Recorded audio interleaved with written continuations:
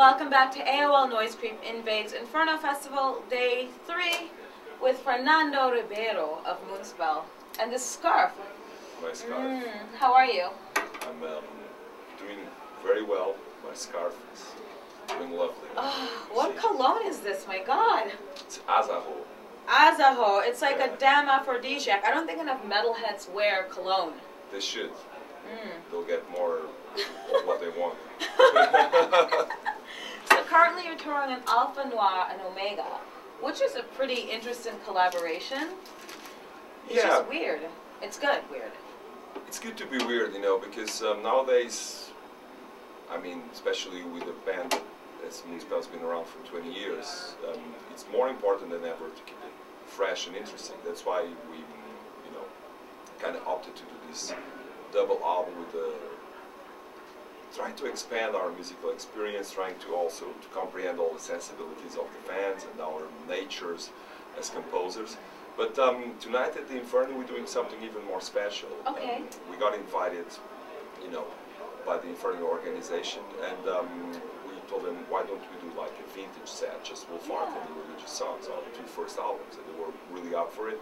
You know, Inferno is such a different festival, all the bands put together a concept to come here, so tonight will be our concept, and the Alpha Noir Omega White tour goes on next week in Finland, so Are you excited about that? Yeah, I mean, when we did this two albums back in the 90s, we couldn't, you know, even realize that they will be important for the European metal scene. We were just fans of that scene, and we did an album that kind of wrote its little page on the book as well. So it's kind of a celebration with the fans. It's 20 years since we are a band. We love to play the new songs, but sometimes there's nothing like traveling in time. It's more magical, more mystical. I love the 90s, you know. You know, travel in time any day to see Type of Negative live again, or Samael at the time. So basically it's trying to put this in 2013. If you had to describe Alpha Noir and Omega to fans, since it's different, how would you describe the sound of it? Like, you know, they are like two brothers. One is rabid and violent, and he's angry with the world. That's Alpha. Yeah, of course. Of course. I would hope so. And, you know, he listens to a lot of metal, and he likes the, you know, the aggression of it. But Omega White is like the moody brother. You know, it's the guy that is more in his room with his books and his, you know, problems every day. So the music is quite more melodic and more sensitive. And in a way, it's not that we can pull out this with every album, but in a way, sometimes it's hard for us, you know, to come up with this dual nature of Moonspell in just one album. So we have never tried to make it a double album. And I think that once the fans got into it, they really found it a good idea, because we were able to express ourselves in a much better way, both for Alpha and Omega, and they get along live as well. So it's not. They get along? Yeah, they get thank along. God. Yeah, fortunately. Yeah. And Inferno Festival, it's definitely one of the biggest festivals here in Norway. For those of you who didn't see the previous interviews, Inferno Festival is in Norway. It's the first festival of the whole European festival run of the year, so it's Easter, Black Easter. And those of you who haven't seen your friends all summer long, in Europe you just catch up with them at Inferno. And it's been around for many years now. So what does it mean to a band like Moonspell to play at Inferno? The last time we played was actually in 2007, exactly here at the Inferno Festival. It's like you describe it. It's like a hub where everyone meets. There's people from all around the world, and it's not a warm up for the other festivals, because the Inferno always had the very characteristic personality. The bands they choose, the place they choose, and it's a very people always, when they, you know, reveal the lineup, it's sold out immediately. Yeah. People want to go here. Obviously because of the bands, but also because of the experience. Definitely, you know, I'm looking forward to play, but I'm looking forward to hang out after the show as well, because you get to meet a lot of friends from bands from Norway, from other countries, and you get to meet a lot of press and fans. I mean, just Portugal is such a small country. I have bumped into 6 or 7 Portuguese today. Yeah, yeah. So in Oslo. Imagine that. Now, how have things been going otherwise? Do you have a day job, or is this just at Moonspell? I know you had a radio show at some point. Well, I did a lot of stuff, but since 96, 97, it's was basically Moonspell, because we were touring so intensely and we had so many albums coming out as well, that the fact of living from music was like something you know, bound to happen, because we didn't have time even to get a day job. We were really busy in the 90s, so Moonspell, it's our solid structure since the mid 90s, and we were lucky enough, you know, to keep ourselves busy all the time with albums and tours and whatnot. But besides that, now I'm a father.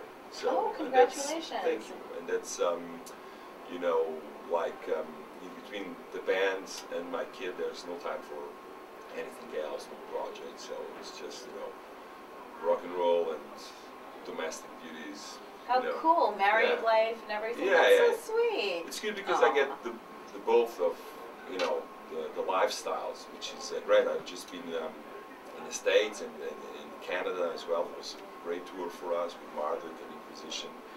And then obviously I came home and, you know, in hours I just, you know, took off the dirty clothes, changed, showered, changed, and was playing with my kid. So it's lovely. You know. That's so sweet. Yeah. Aww. Well, no, that's nice. Now, I think one of the best things about Inferno Festival this year is just the variation of bands. Like we have you, the Suffocation playing, DSI played last night. So it's a lot of different like genres of metal. And I notice a lot of the tours are like that these days. Speaking of changes in music, can we expect to see a Moonspell vinyl album? Everyone seems to be coming out with vinyl.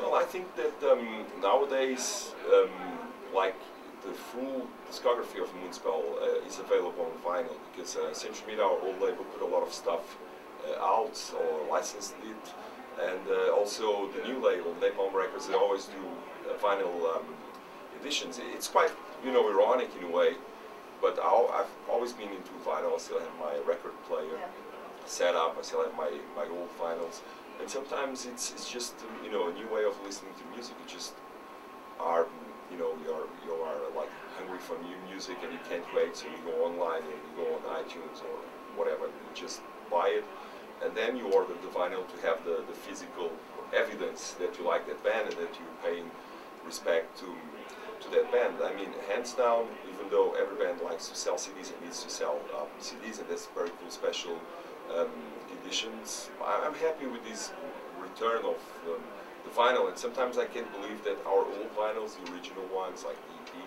go for so much, you know, on eBay, and like crazy. It's like I have a couple, so it's cool. Yeah, it's kind of my savings maybe in a few years. Yeah, it's your retirement. Yeah, or it's your kid's I don't college have that fund. many. It's a kid's college fund. Yeah.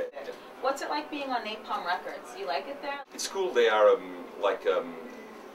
been around already in the business for quite a lot of years, and they started off as a more of an extreme metal label, but they wanted to expand on their catalog, and they wanted to sign bands which were different. That's why they signed bands like Once a Magnet, they signed bands like Moonspell or Tiamat to diversify. So they showed a lot of enthusiasm about these new signings, and they've been really supportive.